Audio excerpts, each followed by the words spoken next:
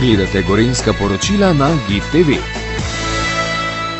Pozdravljeni, najbolj vas verjetno zanimajo vrtci, namreč na včerajšnji seji mestnega sveta smo svetnice in svetniki zvišali ekonomsko ceno vrtcev. To je v bistvu strošek, ki ga ima vrtec na otroka, zato da lahko posluje.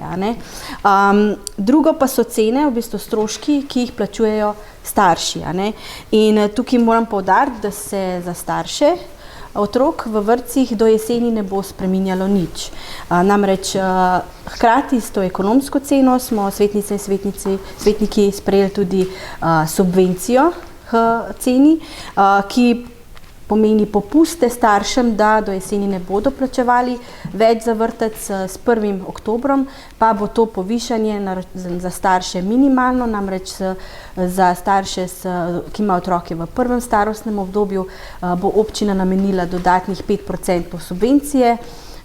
Za tiste starše, ki pa imajo otroke v drugem starostnem obdobju in pa v kombiniranih oddelkih, pa bo občina dodatne 3% subvencije namenila. Zato bo pravzaprav, če pogledamo primerjalno, ker je največ otrok recimo v 5. dohodkovnem razredu, to pomeni, da bodo starši za prvo starostno obdobje otroka v tem razredu, ki zdaj plačujejo 244 evrov, če ne bi bilo popustov, bi plačevali 20 evrov več, tako pa s temi popusti, ki jih občina namenja staršem, pa bodo plačali 7 evrov več.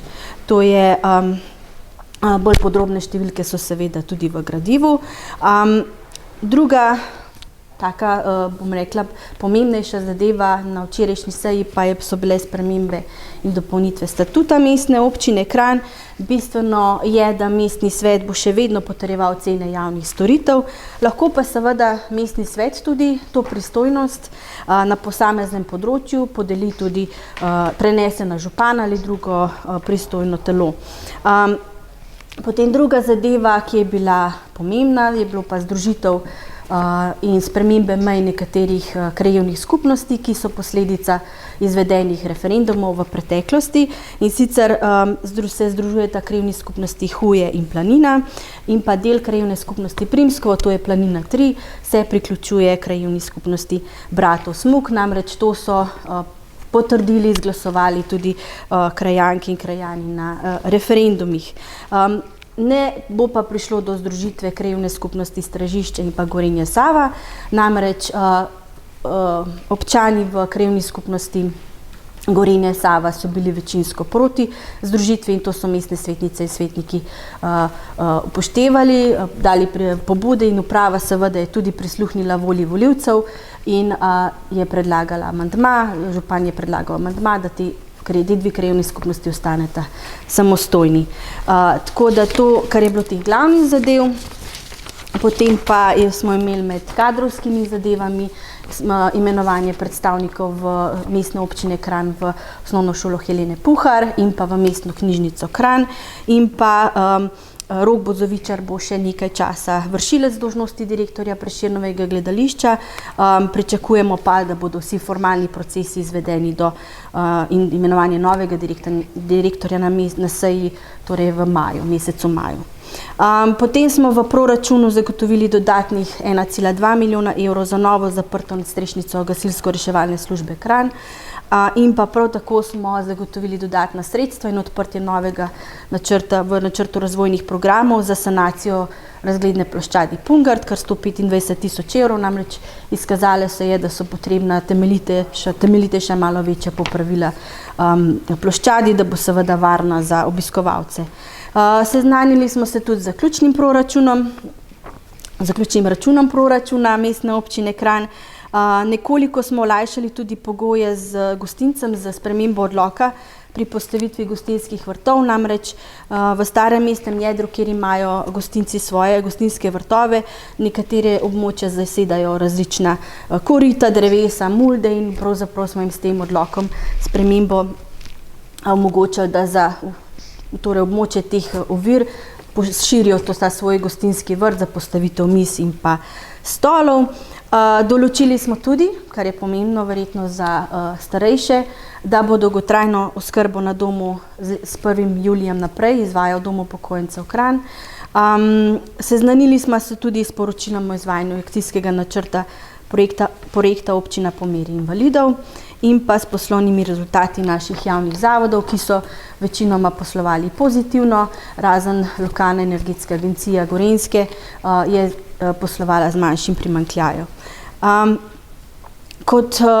To je bilo to, kar je bilo najbolj pomembno, zdaj pa če mogoče lahko izpostavimo še trajnostno urbano strategijo, ki smo jo pripravili kot novelacijo tiste strategije iz leta 2016. Namreč ta pa bo začrtala razvoj Kranja vse do leta 2035 in pravzaprav upošteva neke nove razmere, potrebe prebivalcev in tudi evropske razvojne usmeritve. Tako da osnutek dokumenta bo v javni razpravi do konca aprila 2025 in seveda vabimo občanke in občane, da podajo svoje mnenja in hkrati jih vabimo tudi, da se udeležijo predstavitve strategije, ki pa bo v sredo 23. aprila ob 6. uri v Kovačnici v Kranju, kjer bodo seveda sodelovali tudi predstavniki občine, različni strokovnjaki, ki bodo tudi tam odgovarjali lahko na vprašanja. Kranj seveda postaja mesto priložnosti, spodbuja pametno, ustvarjalno, podjetniške aktivnosti, ustvarjalen življenjski slog. Seveda pa je pred nami tudi pomemben investicijski cikel, gradnja nove regijske bolnišnice v Kranju, doma starejših občanov, novih stanovanj in tudi gradnjo novega zdravstvenega doma in vse to seveda vpliva in smo začrtali tudi v novi trajnostni strategiji, čeprav so to projekti seveda, ki potrebujejo določen čas, vizijo, in ta strategija nekako, zato jo strategijo podaljšujemo do leta 2035. Verjamem pa, da bo ta strategija eden temeljev za odločen korak naprej. Mogoče še vesela novica, glede na to, da smo v jeseni sporočali, da bo v Kranju se začel izvajati program zdravstveni tehnik nega na šolskem centru Kranj v okviru Srednje ekonomske gradbene storitvene šole Kranj.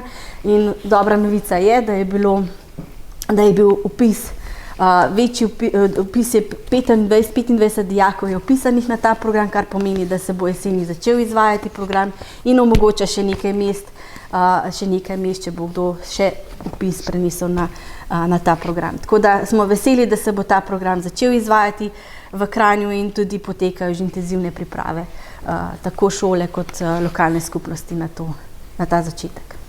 Pa če so kakšna vprašanja?